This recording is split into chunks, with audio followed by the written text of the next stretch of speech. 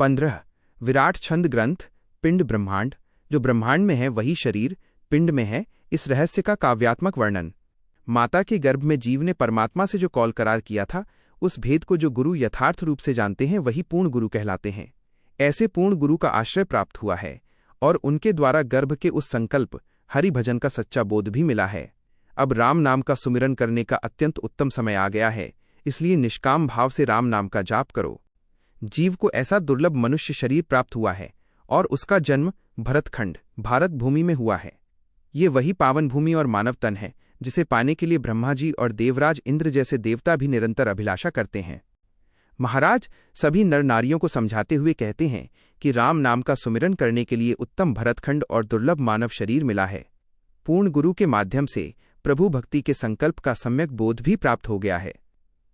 अतः अब यही सही समय है कि जीव राम नाम का जाप करके प्रभु को दिए गए अपने वचनों को पूर्णतः सत्य और सफल करे।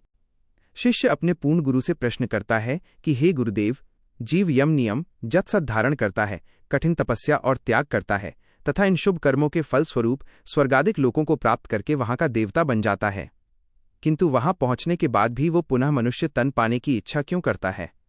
इसका तात्पर्य मुझे समझाइए। अनेक कष्टों और कठोर साधनाओं के माध्यम से 101 यज्ञ पूर्ण करके जीव 33 करोड़ देवताओं का राजा इंद्र बनता है। इतने दुर्लभ और ऐश्वर्यपूर्ण पद को प्राप्त करने के बाद भी इंद्र राजा पुनः मनुष्य शरीर की अभिलाषा किस कारण से करता है? कृपा करके मुझे इसका उत्तर दीजिए। ब्रह्मा जी संपूर्ण जगत के विधाता हैं और वही समस्त जीव जंतुओं की रचना करते हैं। जब सब जीवों की रचना करने वाले स्वयं ब्रह्मा जी भी मानव शरीर पाने की चाह रखते हैं, तो इसके पीछे क्या गूढ़ अर्थ है? मुझे स्पष्ट रूप से बताइए।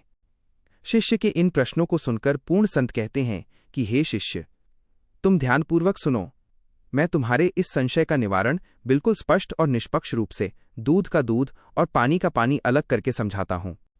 जीव इस संसार में रहकर अनेक प्रकार के शुभ कर्म करता है और उनके पुण्य फल से स्वर्ग आदि में देव पदवी प्राप्त कर लेता है, किंतु जैसे ही उसके संचित पुण्य समाप्त होते हैं, अत्यंत बलवान काल उसे स्वर्ग से नीचे गिराकर पुनः 84 लाख योनियों के चक्र में ढकेल देता है। जीव स्वर्ग में पहले अपने पुण्यों का सुख भोगता है और उसके पश्चात अपने द्वारा किए गए पापों के फलस्वरूप पशु पक्षी आदि 84 लाख योनियों में भटककर घोर दुख पाता है। इसी जन्म मरण और कर्म भोग के दुख से सदा सदा के लिए मुक्ति पाने हेतु देवता भी ईश्वर से मनुष्य तन मांगते हैं। यह काल अत्यंत क्रूर, अत्याचारी और शक्तिशाली है, जिसके भय से ब्रह्मा, विष्णु, महेश और इंद्र जैसे बड़े बड़े देवता भी थरथर कांपते हैं। जब तक जीव परमात्मा के निज पद परम पद तक नहीं पहुंच जाता, तब तक उसके सामने काल की मार और 84 लाख योनियों का भयावह फेरा निरंतर बना रहता है। इसीलिए जब देवताओं को अपनी इस विवशता का ज्ञान होता है, तो वे विचार करते हैं कि काश वे भरतखंड में मनुष्य रूप में जन्म लें और केवल निष्काम भक्ति, केवली भक्ति करके उस अविनाशी परम पद को प्राप्त कर सकें। यदि मानव शरीर प्राप्त हो जाए और जीव किसी तत्वदर्शी संत की शरण ग्रहण कर ले, तो वह राम नाम की भक्ति के बल पर वृद्धावस्था, काल के भय और जन्म मरण के चक्र को जीतकर सदा सर्वदा के लिए महासुख रूपी परम पद को प्राप्त कर लेता है। संत की शरण लेकर प्रत्येक श्वास उच्छ्वास, आवती जाती सांस में निरंतर धुआंधार राम नाम का जाप करने से जीव के समस्त संचित कर्म कट जाते हैं और वो इस दुस्तर भवसागर को पार करके परम पद में लीन हो जाता है। संतों की सत्यवाणी को सुनकर और परमपद के सीधे व सच्चे मार्ग को धारण करने से जीव के हृदय में सतज्ञान की अलौकिक ज्योति प्रज्वलित हो जाती है, जिससे उसके भीतर का अज्ञान और भ्रम का संपूर्ण अंधकार सदा के लिए मिट जाता है। साधक को चाहिए कि वह परमात्मा के अतिरिक्त अन्य सभी देवी देवताओं की बाह्य पूजा का त्याग कर दे और संतों की शरण में आकर अपनी ही आत्मा में विराजमान परमात्मा के भक्ति भेद को समझे तथा केवल उसी एक परमदेव का निरंतर ध्यान व सुमिरन करे। आत्मा के भीतर ही परमात्मा देव विराजमान हैं, किंतु उनकी इस सूक्ष्म गति और स्वरूप को पूर्ण सद्गुरु के बिना कोई नहीं जान सकता। अपूर्ण या कच्चे गुरुओं के चक्कर में पड़कर जगत के सभी जीव भ्रम और कर्म कांडों के जाल में बंध जाते हैं, जिससे उन्हें 84 लाख योनियों के दुखों से कभी मुक्ति प्राप्त नहीं होती। जो भाग्यशाली जीव पूर्ण सतगुरु के मुख से परम पद का सत्य ज्ञान और वाणी सुनते हैं, वे तुरंत चेत जाते हैं। वे अपनी सुरत को एकाग्र करके निरंतर राम नाम का सुमिरन करने लगते हैं, जिससे उनके भीतर अनाहत नाद, अनहद बाजे गूंजने लगते हैं। भीतर प्रकट होने वाली यह अनहद ध्वनि कानों को अत्यंत मधुर और सुहावनी लगती है।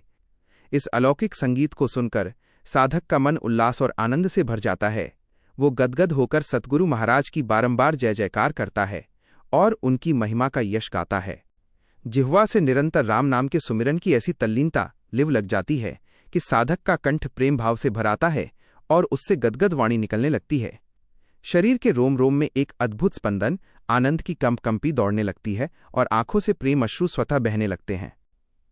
कंठ स्थान विशुद्ध चक्र के भीतर ज्ञान का कमल प्रस्फुटित होता है, जिसमें सत शब्द का दिव्य प्रकाश फैल जाता है। साधक को अपनी सुरत, निरत शब्द तथा आती जाती श्वास का आवागमन स्पष्ट रूप से दिखाई देने लगता है।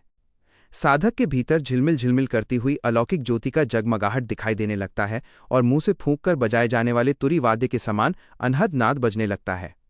हृदय रूपी भवन में तेजपुंज के स्वरूप सतगुरु साक्षात विराजमान दिखाई देने लगते हैं। मस्तक दशम द्वार से अमृत की बूंदों की वर्षा होने लगती है और ऐसा प्रतीत होता है मानो संपूर्ण आंतरिक आकाश मोतियों की अमर आभा से आच्छादित हो गया हो। आत्मा के भीतर साक्षात परमात्मा का प्राकट्य हो जाता है और नाम की ध्वनि हृदय कमल से नीचे नाभि के स्थान तक उतर आती है। नाभि चक्र में पहुंचकर भी वही सुरत, वही शब्द, वही एकाग्रता तथा मन और प्राण की गति प्रत्यक्ष दिखाई देने लगती है।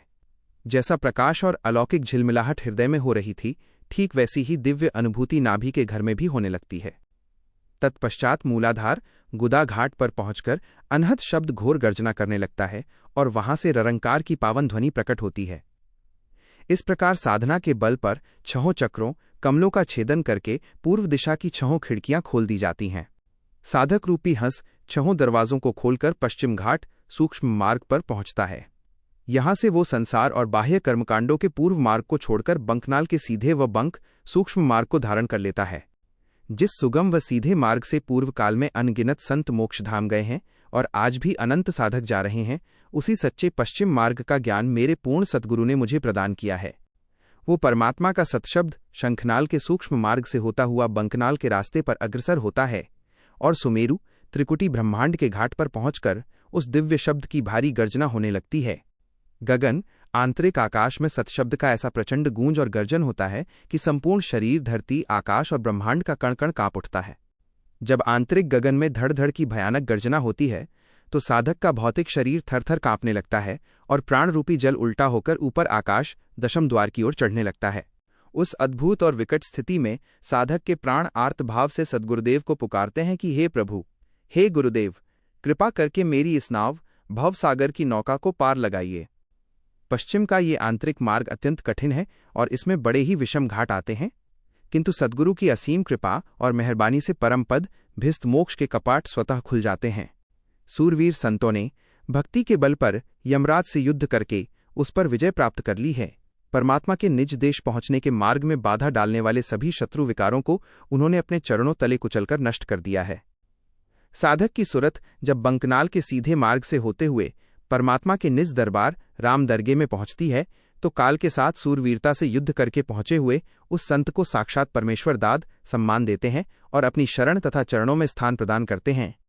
परमेश्वर अपने भक्त से फरमाते हैं कि हे संत, तुम सच्चे शूरवीर हो और यह निष्काम राम नाम ही एकमात्र सच्चा धर्म बिड़द है। तुमने अपने मन रूपी दुर्जय शत्रु का दमन करके उसका पूर्ण रूप से नाश कर दिया है। भगवान कहते हैं कि मैंने ही जीवों को इस भवसागर और मोहमाया की फांस में डाला था, किंतु तुम मेरी सच्ची भक्ति करके मेरे सम्मुख हो गए हो, इसलिए तुम ही मेरे सच्चे और निष्काम दास हो।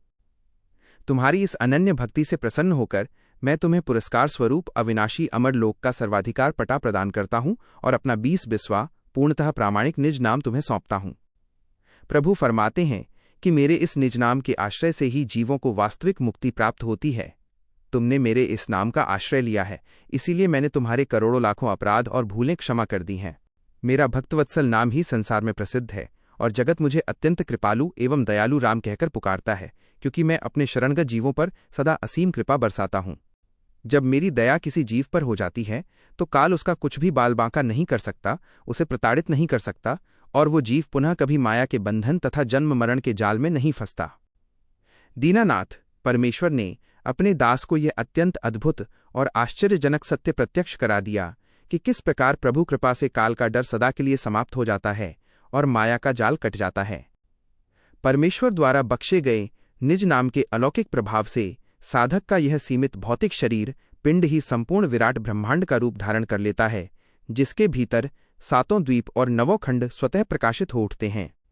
सत शब्द के असीम पराक्रम और प्रताप से संत का आंतरिक विस्तार इतना अधिक बढ़ जाता है मानो उनके चरण पाताल तक और हाथ संपूर्ण आकाश तक फैल गए हों।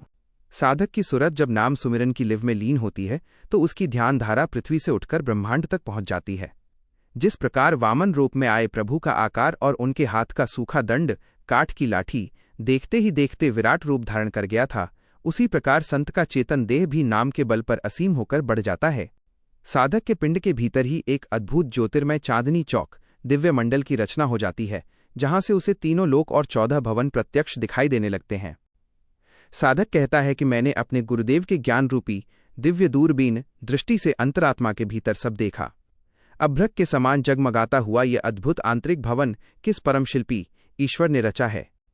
इस घट शरीर के भीतर पाताल से लेकर स्वर्ग लोक तक अलौकिक झिलमिलाहट दिखाई देने लगी है।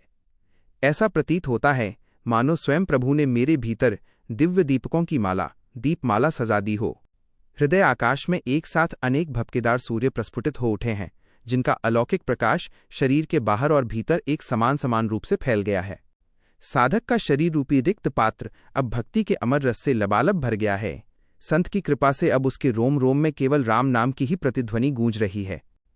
साधक आश्वस्त होकर प्रभु से प्रश्न करता है कि हे स्वामी, मुझे एक बड़ा अचंभा आश्चर्य हो रहा है कि ये छोटा सा पिंड शरीर ही संपूर्ण ब्रह्मांड के रूप में कैसे परिवर्तित हो जाता है। भगवान उत्तर देते हैं कि हे संत, ये संपूर्ण पराक्रम मेरे निज नाम का है। इस निज नाम के प्रकट होते ही सीमित पिंड विराट ब्रह्मांड बन जाता है और उसमें ईश्वर की अनंत लीलाएं प्रत्यक्ष होने लगती हैं।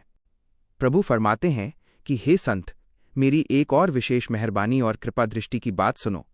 मैंने अपने निज संतों के सदा विश्राम करने के लिए एक परम दिव्य धाम देश की रचना की है। मुझसे विमुख होकर जीव अनंत योनियों में भटकते हुए घोर कष्ट सहते रहे हैं। अतः अब मैं तुम्हें वो परम पद रूपी निज देश दिखाता हूं, जहां मेरे संत सदा आनंद से विराजमान रहते हैं। उस परम धाम में इस संसार की भांति न तो कोई भौतिक आकाश है और न ही किसी सहारे पर टिकी हुई धरती है। वहां तीनों गुणों सत्व रज तम से निर्मित माया का कोई विस्तार या जाल नहीं है। उस अजर अमर देश में स्वर्ग मृत्यु और पाताल लोक जैसे नश्वर मंडल नहीं है। वहां न तो काल का भय है, न वृद्धावस्था की दुर्बलता है और न ही यमराज का कोई जाल या त्रासदियां हैं। वहां पंचतत्वों पृथ्वी जल अग्नि वायु आकाश और 25 प्रकृतियों से निर्मित ये नश्वर संसार नहीं है। वहां तो केवल परम पद को प्राप्त हुए रामजनों संतों का सदा रहने वाला अलौकिक आनंद और आनंदमय उत्सव ही विद्यमान रहता है। उस परम अमर धाम में इस संसार की भांति 4 प्रकार की वाणियां परा पश्यंती मध्यमा वैखरी और 4 प्रकार की खानियां जरायुज अंडज स्वेदज उद्भिज नहीं है। वहां न तो जीवों की उत्पत्ति होती है और न ही किसी प्रकार का प्रलय होता है। उस निज देश में ब्रह्मा विष्णु और महेश जैसे त्रिगुण देवों का अधिकार नहीं है। वहां चंद्र और सूरज का प्रकाश नहीं है और न ही वहां पृथ्वी को धारण करने वाले शेषनाग ही विद्यमान हैं। वहां न तो राक्षस हैं न देव हैं और न ही संसार में आने वाले बाह्य अवतार हैं। उस परम पद में स्थित जीवों के सिर पर यमराज की मार या यातनाओं का कोई भय नहीं रहता। वहां देवराज इंद्र या पुरंदर जैसे देवताओं का कोई स्थान नहीं है। उस परम धाम में न तो भौतिक तीर्थ हैं और न ही वहां किसी मूर्ति या बाह्य पूजा अर्चना का विधान है। वहां व्याकरण वेद शास्त्र और पुराणों की आवश्यकता नहीं है। वहां न तो कर्मकांडी पंडित हैं और न ही काजी या कुरान जैसे बाह्य धर्मग्रंथ हैं। वहां जोगी जंगम आदि षट दर्शन 6 दर्शन नहीं है और न ही बुद्ध जैसे मत हैं। वहां सांसारिक माया ब्रह्म का ज्ञान ध्यान या बाह्य उपदेश देने की कोई आवश्यकता नहीं है। वहां ओं त्रिगुणी ओंकार और सांसारिक इच्छाओं रूपी माया का प्रवेश नहीं है। वो देश तो केवल परम सुखी संतों का निज धाम है, जहां सदैव अखंड आनंद ही आनंद रहता है। परमेश्वर फरमाते हैं कि मेरी अगाध कृपा दृष्टि को सुनो। मैं अपने खोए हुए जीवों को संतों से मिला देता हूं और अपने निज संतों के माध्यम से ही जीवों को अपना सतनाम प्रदान करता हूं। संसार में अनगिनत नाम और शास्त्र फैले हुए हैं, किंतु संतों के उस परम धाम तक पहुंचाने के लिए वे सब अपूर्ण हैं।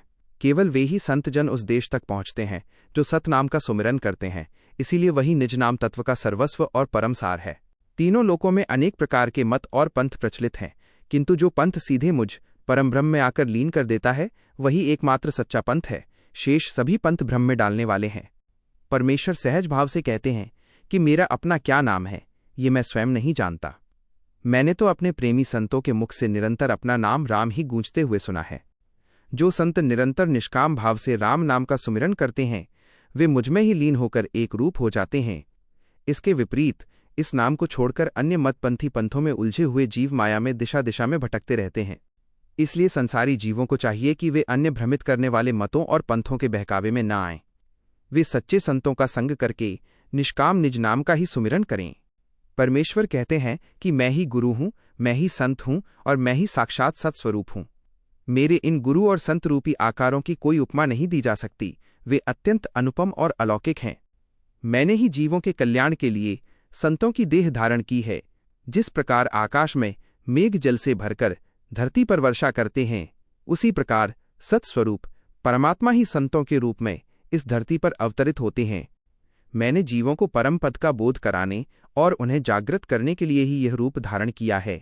ये संपूर्ण गुरु परंपरा और संत समाज मेरा ही साक्षात स्वरूप और विधान है। संत अपने मुख से जिस सत्य वाणी का उच्चारण करते हैं वह मेरी ही वाणी है। संत अपनी इसी वाणी के माध्यम से अज्ञान में सोए हुए जीवों को जगाकर परम पद के मार्ग पर लाते हैं। जो जीव संतों के ज्ञान को सहर्ष धारण करते हैं उनका उद्धार और भवपार मैं स्वयं करता हूँ। संतों की शरण में आए जीवों की सहायता मैं ही करता हूँ और इस प्रकार अपने संतों का बिड़द महत्व जगत में बनाए रखता हूँ। अब मैं तुम्हें उस रामजनों के अमर देश का वर्णन बताता हूँ जहाँ संत पहुँचते हैं।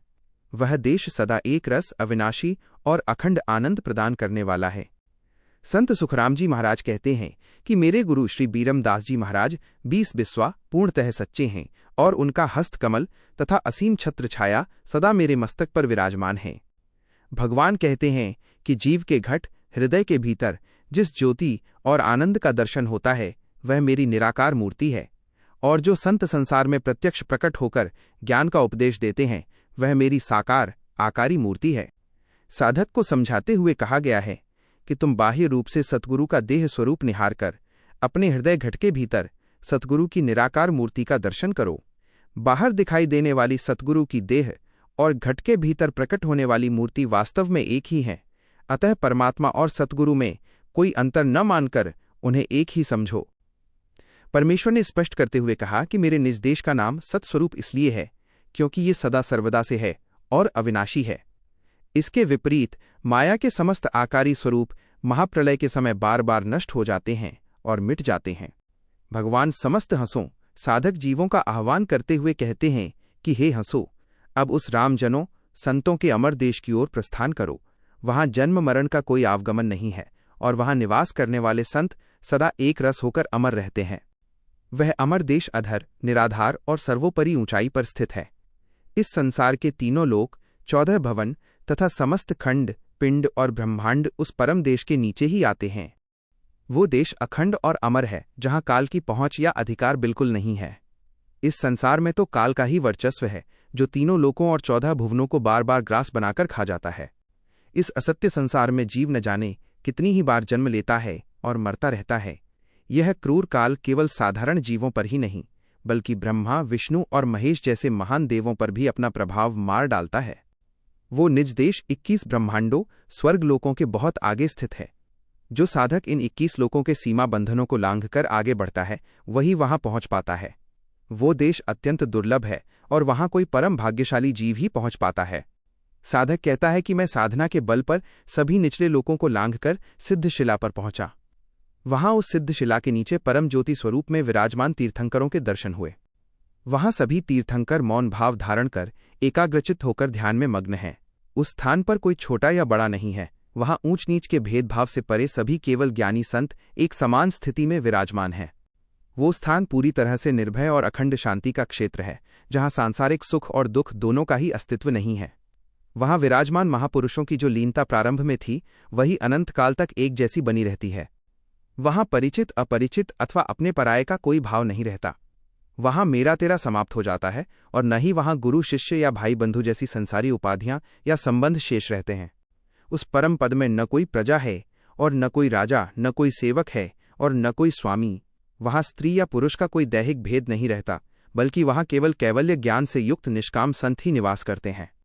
वो सिद्धशिला पूरी तरह से गोल, बेदाग और बिना किसी कोने की सर्वथा सम है। उसका वर्ण चांदी के समान अत्यंत उज्ज्वल और सफ़ेद है, जिसमें से स्वर्णमयी अलौकिक आभा और चमक छनकर निकलती है। साधक कहता है कि उस सिद्ध शिला को पार करके मैं अक्षर होनकाल देश के परे स्थित दूसरे सत्स्वरूप अमर देश में पहुंच गया। वहां पहुंचते ही कोटि कोटि दिव्य कलशों का अलौकिक झिलमिलाहट और प्रकाश दिखाई देने लगा। उस निज देश के चारों ओर एक भव्य परकोटा प्राचीर दिखाई देने लगा, जो दिव्य मणियों, रत्नों और मोतियों की लटकती मालाओं से सुसज्जित था। उन अलौकिक मणियों से असंख्य ज्योतियों का दिव्य प्रकाश जगमगा रहा था। वहां सुखदायी और परम आनंदमयी पवन प्रवाहित होती है और संपूर्ण गगनमंडल सुंदर अनहद ध्वनियों से गूंजता रहता है। वहां संतों का निरंतर धन्यवाद और जय जयकार होता रहता है। ऐसा अद्भुत और दिव्य हमारा अमर देश है। जब मृत्युलोक से किसी नए संत के अमरलोक पहुंचने का समाचार आता है तो वहां की 52 गादियां तुरंत चेत उठती हैं। 52 गादियों का दिव्य विमान सामने आता है और नवागंतुक संत के पधारने का शुभ संदेश अमरलोक में प्रसारित करता है। अमरलोक के सभी संत उस नए संत के आगमन पर परस्पर बधाइयां बांटते हैं और कहते हैं कि आज का दिन अत्यंत धन्य है। वे सभी अत्यंत हर्षोल्लास के साथ आगंतुक संत की अगवानी करने और उन्हें ससम्मान लेवा लाने के लिए आगे बढ़ते हैं। उस समय अमरलोक का संपूर्ण मंडल आनंदित हो उठता है और पधारने वाले संतों के समूह से आकाश इस प्रकार भर जाता है कि तनिक भी खाली स्थान नहीं रहता। अमरलोक में पहुंचते ही वहां के मुक्त संत नवागंतुक संत का स्वागत करते हैं। कोई उन्हें स्नान कराता है, कोई दिव्य वस्त्र पहनाता है, तो कोई उन्हें प्रेमपूर्वक झूले पर बैठाकर झुलाता है। अमरलोक में पधारने वाले संत के अलौकिक प्रभाव को देखकर वहां के सभी मुक्त जीव अपनी सुध बुध भूल जाते हैं और आश्चर्यचकित हो जाते हैं। अमरलोक पहुंचने वाले उस संत के मुखमंडल पर निर्मल और दिव्य तेज बरसता है तथा उनका स्वरूप ब्रह्मांड से बरसते हुए अमृत के फव्वारों से सराबोर हो जाता है। अमरलोक के निवास संत नवागंतुक संत के गले में दिव्य मोतियों की मालाएं पहनाते हैं। वहां संत के चरणों के नीचे अमूल्य हीरे और रत्न बिखरे रहते हैं। कोई संत सम्मान में उनके सिर पर चंवर या पंखा झुलाता है, तो कोई उनके श्रीअंग पर सुगंधित द्रव्यों का लेप करता है। उस अमरधाम के संपूर्ण भवन अद्भुत ज्योति से जगमगाते रहते हैं और उनका अत्यंत प्रचंड एवं दिव्य तेज चारों ओर प्रस्फुटित होता रहता है। संत सुखराम जी महाराज फरमाते हैं कि उस परम पद के अलौकिक सुखों और महिमा का पूर्ण वर्णन करने की सामर्थ्य मेरी वाणी में नहीं है। उस परम अमर धाम में अनंत प्रकार की अलौकिक लीलाएं होती हैं और वहां अनगिनत मुक्त संत जन सदा विराजमान रहते हैं। उस देश की महिमा का बखान करने वाली अनंत वेदवाणी और सत्य मार्ग का विस्तार वहां सर्वत्र सुशोभित होता है। दसों दिशाओं में दृष्टि डालकर देखने पर भी उस अमरलोक के असीम विस्तार का कोई और छोर पार दिखाई नहीं देता। वहां प्रतिदिन नित नई अद्भुत और अलौकिक लीलाएं स्वतः प्रकट होती रहती हैं। वहां के अति दिव्य बाग बगीचे सदैव अलौकिक सुगंध से महकते रहते हैं, जिनमें निष्काम संत आनंदपूर्वक विराजमान हैं। उन उपवनों में प्रकाश की झिलमिलाहट छाई रहती है और संतजन सांसारिक बातचीत से परे केवल परमात्मा के अखंड समाधि सुख में लीन रहते हैं। अमरलोक में विराजमान वे केवल ज्ञानी संत सदा अनन्य और अडिग उन्मनी ध्यान मुद्रा में लीन रहते हैं। उनके ध्यान की काल अवधि इतनी असीम होती है कि उस दौरान ब्रह्मा जी और भगवान शंकर के करोड़ों कल्प के कल्प बीत जाते हैं तथा अनेक ब्रह्मा व शिव का लय कालचक्र समाप्त हो जाता है, किंतु संतों का वह अखंड ध्यान सुख निरंतर बना रहता है। साधक कहता है कि मैंने साधना के अंतर्मुखी अनुभव से अमरलोक के बाग, दिव्य भवन और 52 गादियां देखीं। मैंने सिद्ध शिला का दर्शन किया और वहां विराजमान मुक्त पुरुषों की अखंड समाधि का अवलोकन किया। जो अलौकिक आनंद वहां के बागों और वृक्षों में व्याप्त है, वही आनंद वहां के दिव्य भवनों में भी अनुभव होता है। सिद्ध शिला पर प्राप्त होने वाला वो स्थान पूरी तरह से निर्भय है, जहां काल, मृत्यु या माया का कोई भय नहीं रहता। वो अमर देश, वहां के बाग और भवन सभी अविनाशी हैं।